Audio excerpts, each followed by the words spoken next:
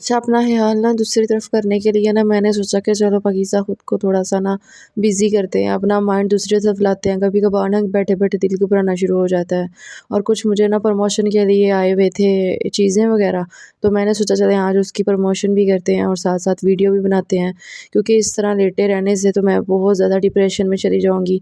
ज़ाहिर है ख़ुद को थोड़ा-सा मुझे मूव ऑन करना पड़ेगा अपने लिए ना, क्योंकि मेरी हेल्थ अब बहुत ज़रूरी है। जैसे मैं बेड पे पड़ गई हूँ ना, बहुत ज़्यादा मुश्किल होती है मुझे, बहुत ज़्यादा। अल्लाह किसी का मोहताज ना करे, लेकिन ये है कि फिर बहुत सी ऐसी चीज़ें हो जाती हैं, बहुत सी ऐसी बातें जो अंदर से कलेजा फाड़ देती हैं। तो मैं तो मनहूस भी हूँ और मैं क्या कहते हैं उसको, मेरा छावला भी है और बहुत सारी ऐसी बातें जो मैं गुनहगार भी हूँ और मैं गुनहगार के अलावा मैं अल्लाह की बहुत गुनहगार बंदी हूँ। ये तो गुनहगार है। ऐसी-ऐसी बातें मैंने सुनी है ना लोगों के मुँह से, लोग तौबा भी नहीं करते। लोग कहते हैं ये तो इसके गुनाहों की सज़ा है, ये जो इसके गुनाहों की सज़ा है, इस तरह की बातें करते हैं। तो मैं ऐसे लोगों को तो कुछ नहीं कहना चाहती, मैं अपना मामला ना अल्लाह ताला के हवाले करती हूँ कि अल्लाह ताला ना ज़रूर पूछेंगे ऐसे लोगों को। मेरी सिर्फ़ बेटियाँ ही फ़ौत हो रही हैं ना, बेटियाँ ही पैदा हो रही हैं और बेटियाँ ही फ़ौत हो रही हैं, तो वो यही लोग समझते हैं कि मैं पता नहीं कितनी गुनहगार हूँ, अल्लाह ने इसको अज़ाब दिया हुआ है, ठीक है? तो ये अज़ाब नहीं है, मैं बस सब्र कर रही हूँ और मेरा इसका जवाब सिर्फ़ अल्लाह पाक देंगे। अस्सलाम वालेकुम, कैसे हैं आप सब लोग? उम्मीद करती हूँ आप सब ठीक-ठाक होंगे, मज़े में होंगे। अल्हम्दुलिल्लाह से मैं भी ठीक-ठाक हूँ। जिस दिन मेरा ऑपरेशन था ना, उससे 1 दिन पहले मुझे पीआर रिसीव हुआ था इंस्टा से ना। इंस्टाग्राम का एक पेज है ऑर्गेनिक ब्लूम की तरफ से, तो उन्होंने मुझे केराटिन भेजा था, हेयर मास्क और साथ शैम्पू भेजा था। अभी मैं यूँ ही ठीक होंगी ना, जब भी मैं ठीक होंगी इसका रिव्यू ज़रूर दूँगी आप लोगों के साथ। मुझे ये पार्सल रिसीव हुआ है, इसका मैं इंशाल्लाह अप्लाई करूँगी अपने हेयर पे और इंशाल्लाह आपको फिर इसका रिव्यू दूँगी। जो मेरी बहनें कहती हैं ना कि हमारे बाल गिरते हैं, हमारे बाल जो है ना वो डैमेज हो रहे हैं, 2 मुँह बाल हो गए हैं, तो ये उनके लिए बेस्ट है। तो मैं कहती हूँ कि रिव्यू तो इसके बड़े अच्छे थे, लेकिन अब मैं आप लोगों को ना अप्लाई करके ना जब बताऊँगी ना, तो इंशाल्लाह फिर अच्छा इसका रिव्यू शेयर करूँगी। आगे ईद भी आ रही है, ईद की भी तैयारी करेंगे। ख़ुद को ना अब मैंने थोड़ा-सा चेंज करना है। मैं बड़ी ज़ाहिर है औलाद पैदा कर के एक औरत अंदर से ख़त्म ही हो जाती है ना, लेकिन अल्लाह पाक करम करेंगे, मैं ठीक हो जाऊँ, मैं अपना हया रखूँ और अपनी हेल्थ मैंने बहुत वीक कर ली हुई है, हिम्मत ही नहीं रही है, आँखों के आगे अंधेरा आ जाता है। सो यहाँ पे जी बस ये वाला पार्सल हम लोग ओपन करते हैं और ये वाला रखते हैं पार्सल साइड पे। अच्छा, उसके बाद जी एक पार्सल था, वो मेरी ना ख़ाला मेरा पता करने आई थी ना, तो 5000 वो मुझे देगी थी, दुबई वाली ख़ाला मेरी। सो 5000 मेरे अब्बू ने दिए थे, मेरे पास तकरीबन 10-12 हज़ार रुपया ना जमा हो गया था। तो मैंने ख़ुद को बिज़ी करने के लिए सोचा कि चलो कुछ ना कुछ पाकीज़ा मंगवा लो, कोई ना कोई चीज़ एक्टिविटी हो जाएगी तुम्हारी। तो मैंने ना अपना एक सूट मंगवा लिया, तो मेरे कपड़े माशाल्लाह ज़्यादा हो रहे हैं, अल्लाह मुझे नसीब करे पहनना। तो बस जहाँ पे दिल करता है ख़ुद को बिज़ी कर लेती हूँ। अब ना मैं ज़्यादातर ये ऑनलाइन चीज़ें देखती रहती हूँ ताकि मेरा ध्यान जो है ना वो थोड़ा-सा हट जाए। दराज़ पे नाफ लगी हुई थी बॉडी स्प्रे की और कुछ चीज़ों की। पहले जब ज़्यादा सारी चीज़ें बन जाती हैं ना, फिर उनको मैंने डिलीट कर देती हूँ, फिर मैं कहती हूँ इतने पैसे कौन दे। तो ये एक मैंने बॉडी स्प्रे मंगवा लिया था, ये तकरीबन मुझे आई थिंक 850 का या 900 का मिला था, तो ये मैंने मंगवाया है बॉडी स्प्रे। और उसके बाद जी एक ड्रेस मैंने मंगवाया था।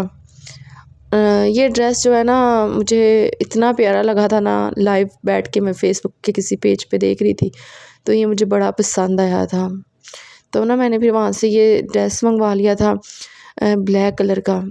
आपको पता है मैंने ईद की शॉपिंग कर ली हुई थी, लेकिन वो जब मैं हॉस्पिटल गई हूँ, एक शबरात पे ड्रेस पहन लिया था और एक वैसे ही पहन लिया था। तो फिर वो ज़ाहिर है मैंने तो ये सोचा ही नहीं था, कभी मेरे ज़हन और गुमान में भी नहीं था कि मेरे साथ इतना बड़ा हादसा होगा। तो फिर जी बस वो शायद मेरी तकदीर में लिखा हुआ था, इस टाइम पे मैंने ठीक हो जाना है, क्योंकि मैंने ठीक पता है कब होना था, मैंने ठीक ना ईद के चौथे 5वें दिन ठीक होना था। और मैंने बड़ा कुछ सोचा हुआ था, मैंने पिंक बेड का सोचा, पिंक चीज़ें, हर चीज़ पिंक पिंक, और मैंने अपने कपड़े भी बोला था पिंक लूँगी, बड़ा कुछ सोचा हुआ था। मैं अपने ना मीरपुर गई ना, तो मैं अपने लिए पिंक जूते लेकर आई थी, तो मैंने कहा था कि इंशाल्लाह मैं ना जिस दिन डिलीवरी होगी ना, ये पिंक जूते पहनूँगी, पिंक कपड़े पहनूँगी। क्या-क्या हम सोचते हैं। मैंने नाम पता है क्या रखा था अपनी बेटी का? मैंने उसका नाम रखा था फ़ातिमा, सॉरी ईमान फ़ातिमा। पहली बेटी का नाम यशफ़ा रखा था, दूसरी का नाम मैंने फ़ातिमा रखा था और तीसरी का नाम ईमान फ़ातिमा रखा था। तीनों का नाम ये मैंने सोच के रखा हुआ था। और मैंने सबसे पहले दिन जब उसको देखा था ना मीन के, मैं तो उधर ही थी ना, वो जो ऑपरेशन कर रहे होते हैं ना, उस टाइम में मुझे रोने की आवाज़ आई है ना उसकी, तो मैं कहती हूँ मेरी मानो रो रही है, अल्लाह तेरा शुक्र है। मैंने अल्लाह का शुक्र अदा किया कि मेरी मानो रोई तो है, क्योंकि मेरी जो फ़ातिमा थी ना वो नहीं थी रोई है, और यशफ़ा तो वैसे ही पेट में फ़ौत हो गई थी। लेकिन जो ईमान थी ना, ये इतना रोई थी कि मुझे लगता था इसको कुछ भी नहीं होगा, क्योंकि मैंने सुना था कि जो बच्चा रो रहा होता है और जो बच्चा गूंठा चूस रहा होता है ना, वो नहीं, उसको कुछ भी नहीं होता। तो ये इसकी जो एक तस्वीर है ना मेरे पास, उसमें ये प्रॉपर अपना गूंठा मुँह में डाला हुआ इसने, और सही तरह रोई है। फिर पता है क्या हुआ, फिर डॉक्टर कहते हैं कि इसको जो है ना अभी उस तरह से फेफड़े जो है ना इसके लंग्स उस तरह से डेवलप नहीं हुए, ठीक है। मेरी लापरवाही तो नहीं कह सकते इसको, लेकिन वो इस इंजेक्शन लगते हैं बेबी के लंग्स को मैच्योर करने के लिए 7वें-8वें महीने में, तो वही मुझे अभी लगे थे 3-4 दिन पहले ही। तो डॉक्टरों ने बहुत कोशिश की थी कि इसकी आखिरी ऑपरेशन है, तो चलो हम कोशिश करते हैं हम बच जाए ना। तो बड़ी उन्होंने कोशिश की थी, बड़ी ड्रिपें लगाई, बहुत कुछ किया। और दूसरा मैं आप लोगों को बताऊंगी कि आप कभी भी सरकारी अस्पताल में अपनी डिलीवरी मत करें, कभी भी सरकारी अस्पताल में अपने आप को कुर्बान मत करें। ये बड़ी लंबी स्टोरी है, मुझे बड़ा होता है कि मैं आप लोगों के साथ शेयर करूं, क्योंकि इधर मेरी बहुत सारी बहनें हैं जो इस हालात से गुज़रती हैं, जो इस कंडीशन से गुज़रती हैं। मैं आप लोगों के साथ ज़रूर शेयर करूंगी कि आपने कभी भी ये नहीं सोचना है कि हमारी ज़िंदगी में ना प्राइवेट हॉस्पिटल ज़रूरी नहीं है। हम लोग अफोर्ड नहीं कर सकते, हम सरकारी अस्पताल में ही जाते हैं। हम CMH खारियाँ गए थे ना, तो सिर्फ 14 घंटों का हमारा 40,000 रुपये लगा था, और DHQ में तो बहुत सारे पैसे लगते हैं। लेकिन वो ये है ना कि फिर कुछ आपके जो टेस्ट वगैरह वो अंदर अंदर उधर से ही हो जाते हैं, सरकारी अस्पताल से ही। बहुत बहुत बुरा टाइम था वो मेरे पे। खैर छोड़ें पुरानी बातों को क्या करना याद करके। अच्छा, फिर यहाँ पे जी ये ड्रेस मेरा मुझे रिसीव हो गया था, और उसके बाद अगले दिन हमारी हेल्पर आ गई थी, हेल्पर ने घर के काम वगैरह किए, और मैं थोड़ी सी आज उठी थी। उठने तो नहीं होता, उस तरह खड़े नहीं होने होता, बहुत तकलीफ़ होती है, लेकिन ज़ाहिर है अब आज ना मेरा 9वां दिन है, आज मेरा 9वां दिन है ऑपरेशन का, कल 10वां है, तो फिर हो सकता है 11वें दिन मेरे जो स्टिचेज़ हैं ना वो ओपन हो जाए। पता नहीं, अब मैं कह रही थी कि इधर अपने सिटी से करवा लेते हैं स्टिचेज़ ओपन, लेकिन पर क्या पता है मीरपुर के साथ कश्मीरी जाना पड़े। देखिए फिर अब क्या होता है। अच्छा, कपड़े इतने ज़्यादा हुए थे ना, तकरीबन 1 हफ़्ता तो मैं हॉस्पिटल ही रही हूँ, पहले CMH फिर मीरपुर। सो कपड़े ना जो थे ना वो बहुत ज़्यादा हुए थे। फिर हेल्पर ने सारे कपड़े आज धो दिया आके, बाहर धूप निकली भी थी। आहिस्ता आहिस्ता ना गर्मी वाला मौसम आ रहा है, अब महसूस हो रहा है गर्मी ना, रात को मुझे गर्मी महसूस हो रही थी। और सबसे पहले तो मैं आप सबका बहुत बहुत बहुत ज़्यादा शुक्रिया अदा करती हूँ कि आप लोग इतने अच्छे अच्छे कमेंट करते हैं, मुझे मोटिवेशन मिलती है आप लोगों के कमेंट पढ़ के, मुझे बहुत अच्छा लगता है। ये ना समझा करें कि हम लोग कमेंट कर रहे हैं तो मैं पढ़ूँगी नहीं, नहीं, मैं आप लोगों के कमेंट ज़रूर पढ़ती हूँ। और बस मैं यही चाहूँगी कि जल्दी से मैं रिकवर हो जाऊँ, जितनी जल्दी मैं रिकवर हो जाऊँगी उतनी जल्दी मैं ठीक हो जाऊँगी। अच्छा, यहाँ पे आज मैंने शलवार कमीज़ पहनी थी, आगे ट्राउज़र शर्ट पहना होता है ना घर में, तो आज मैंने शलवार कमीज़ पहनी, थोड़ी फ्रेश हुई थी। संडे था, हस्बैंड भी घर ही थे, फ़हर भी घर ही था, फ्राइडे सॉरी जुम्मा क्या कहते हैं, रोज़ा था इन लोगों के। तो फिर मैं अभी देख रही थी कि क्या इन लोगों के लिए बनाऊँ, क्या बनाऊँ, कुछ समझ ही नहीं था आ रहा। फिर वो ऊपर वाली नीचे वाली जो आपी थी ना वो दे गई थी हमें ये कबाब, उनके पहले वाले कबाब भी पड़े हुए हैं और ये वाले कबाब भी। तो अब हम ये वाले कबाब जो है ना फ्राई कर लेंगे, साथ रोटियां ले आएंगे।